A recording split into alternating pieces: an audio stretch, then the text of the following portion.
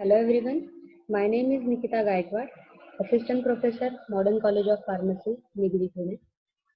Today we are going to discuss the topic of corrosion and its preventive measure.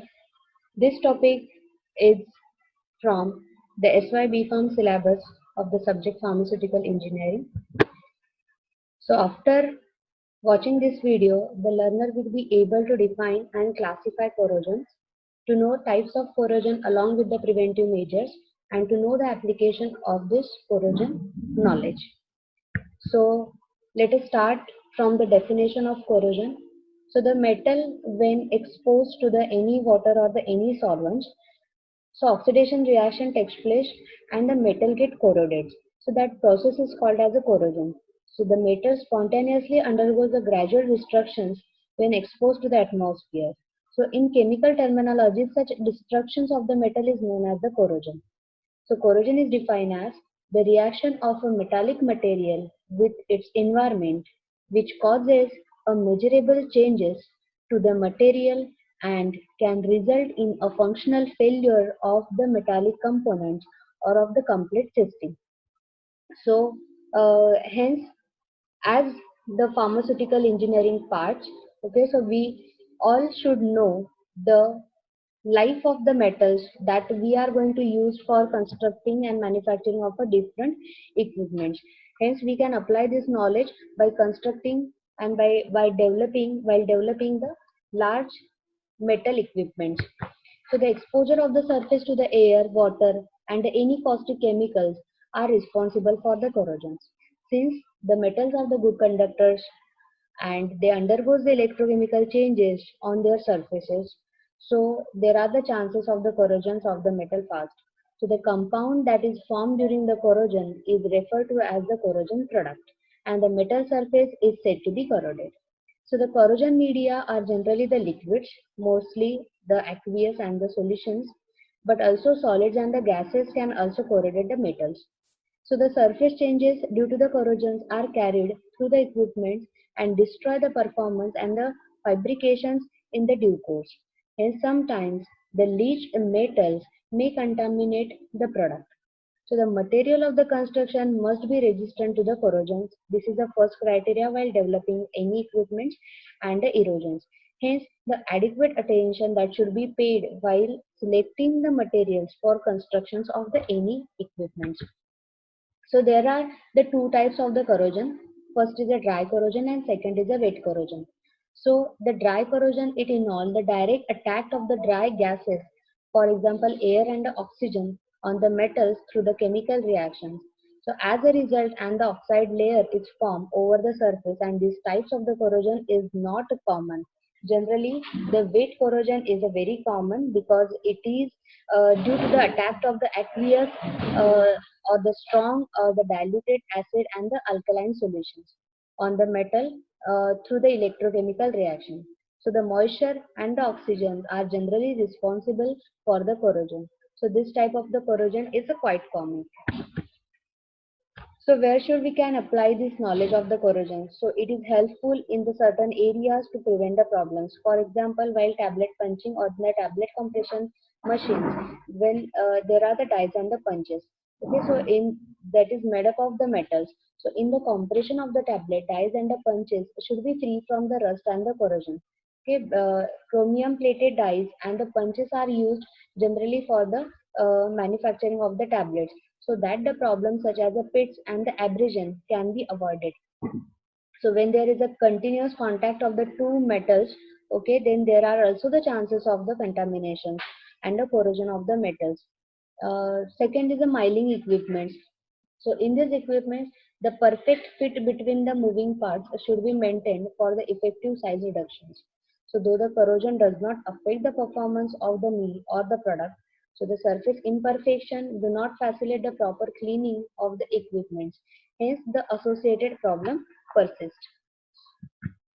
Then the third area is the chemical processing reactor where there is carried the chemical reactions. Okay, then there are the chances of the corrosion of the metal also. So the diverse nature of the solutions which comes in the contact with the reactor surface often lead to the corrosion on account of the corrosive media and the environmental conditions. Then fourth is the fermenter. Where there is a fermentation reactions are carried out, then there are also the chances of the contamination. Hence, the maintenance of the hygiene, need for the sterility and the prevention of the contamination are important consideration in the constructions of the fermenters. And fifth is the storage container. So the prolonged storage of the reactive substances in the any chemical or the chemical in any container or the metal container that may lead the corrosions of the container. Hence, there should be the proper choices for the container for the storage of the particular materials and the solvents. So here we talk about the theories of the corrosion. So the metal surface undergoes, that we know कि metal surface undergoes and the electrochemical reactions when it is contact with the moisture and the oxygen in the atmosphere. So this theory is known as the electrochemical theory of the corrosion. Okay. In short, when the metals comes in the contact with the moisture and the oxygen, the corrosion takes place. That type of the corrosion is called as the electrochemical theory of a corrosion. So the mechanism involves there is a formation of the galvanic cells. Galvanic cell contain anodic and the cathodic area. So by different metals, for the example, Fe and the copper, iron and the copper, or in the different areas on the same piece. For example, say it is a iron. Only the one metal can also form the anodic and the cathodic area. And again, when the two different metals are comes in the contact, then there are the chances of the chemical electrochemical corrosions, okay, by forming the anodic and the cathodic areas. Okay, so when the galvanic cells are formed on the different metals, so the corrosion is known as a galvanic corrosion.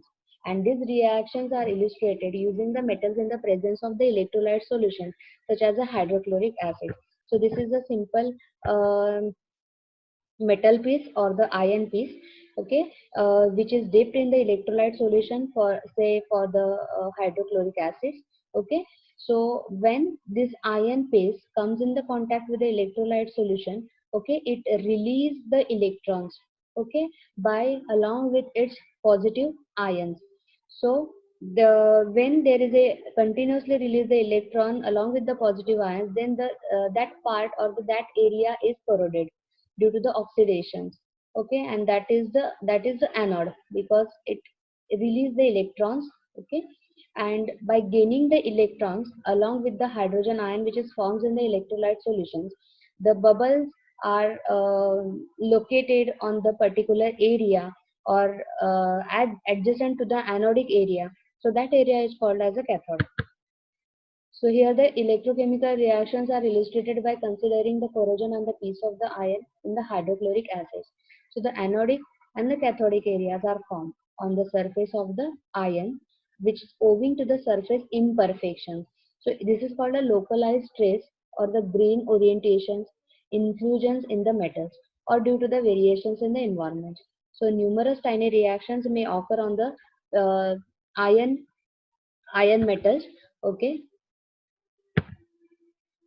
so let us talk about the reactions which is offered in the offered at the anode. So the reactions at anode, oxidation takes place with the release of electron, and positively charged ion atoms get detached from the solid surface and enter into the solutions or that electrolytes as a positive ion. So the reaction become Fe, means that ion piece gives the Fe plus ions plus electron, releasing the electrons, okay, which indicated by the rough surface. So that process is the oxidation. So the release of the free electrons or the negative charge electrons pass around the external circuit. The reaction at cathode, reduction of the constituents occurs with the taking of the electron. Free electron reaches the cathode and react with some positively charged species such as the hydrogen ions in the electrolyte solution. So in the absence of the acid, water itself dissociates to generate the H plus ion. So 2H plus 2 electrons, it indicates by the formation of the bubble at a surface. H2 is released. So this is the reduction reaction. So reduction reaction takes place at cathode, oxidation reaction takes place at an anode. So the overall reaction become Fe plus 2H2O. It gives the FeOH2, that is the red brown rust or the corrosion part, which by releasing the H2 ions. So the amount of the metal which is dissolved in the electrolyte is proportional to the number of the electron which is flowing. So which in turn is depend upon the potential and the resistance of the metal. Hence the high evaluation of the H2 accompanies the rapid corrosion such as a hydrogen embrittlement. Then when the situation is that when there is the two metals are involved. Okay, so corrosion reaction between the metals. Galvanic corrosion, this is called a galvanic corrosion. So this may be result from the flow of a current from the more active metals to the less active metals. Okay, so say suppose the more active metals it acting as an anode because oxidation reaction takes place in the more active metals. Okay, and the less active metals, that is the cathode. So for example, zinc dissolve and form an anode while the copper forms the cathode. So these two metals form the two electrodes and their presence in an electrolytic solutions form the galvanic cell. So this diagram helps to explain the galvanic mechanism of the corrosion. This is the copper rod and this is the zinc rod. So zinc rod is acting as an anode because the oxidation, this is a more reactive metal, hence the oxidation reaction takes place, is release its Zn plus ions and the electrons in the electrolyte solutions. Okay, and then the H2 ions, which is H plus ions, which is present in the electrolyte solution, is combines with that electron and form the bubbles. Okay, so this cathode get protected and the anode get corroded. Types of corrosion we will see in the next video. Thank you so much.